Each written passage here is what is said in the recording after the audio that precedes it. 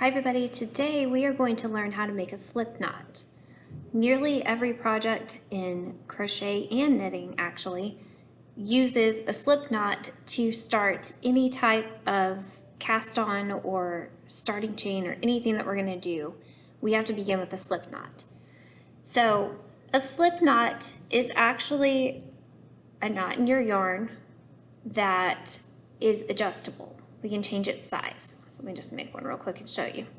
So I can make this loop on my slip knot, get bigger, or it can get smaller just by pulling on it. And if I want to take it out, just with a pull, it's gone. Okay, so how do we make a slip knot? The easiest way I know how to do it, or the way that I learned, involves wrapping around your fingers. So I'll show you this way first, and I'll show you another way in case the other way is easier for you.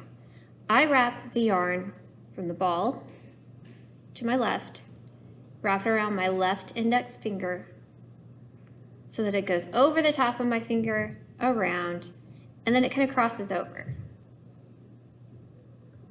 Do it one more time. Over my finger, around, make an X. I'm going to take this part that's by my pointer finger and I'm going to tuck it underneath the yarn that's already on my finger.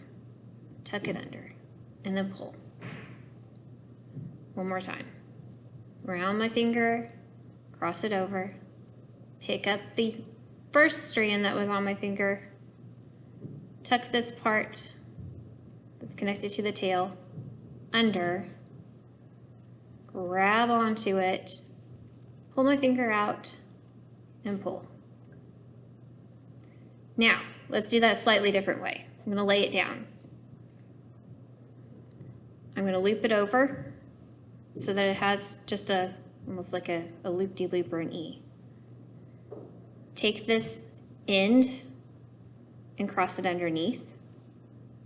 Grab that end. Grab both ends of your yarn and pull. So if that way is easier for you, feel free to use it. Let me do that one more time. I'm going to make a loop with my yarn. This part that's on top, I'm going to tuck part of it underneath. Grab that part that I tucked underneath. Pick up on it. Grab both of these ends. And then pull back. Now, this also, it's kind of just like making a regular knot if you look at it. The difference is instead of putting the tail through like you would to make like a knot, instead we're going to leave the tail out. Let me undo that real quick. If I was making a normal knot, I would go like this and I would put the whole tail through here. Instead, I'm just going to put part of it, just a loop of it, and then let that catch without pulling the tail out. Hopefully you can see that. That's a basic slip knot, and you're going to use that.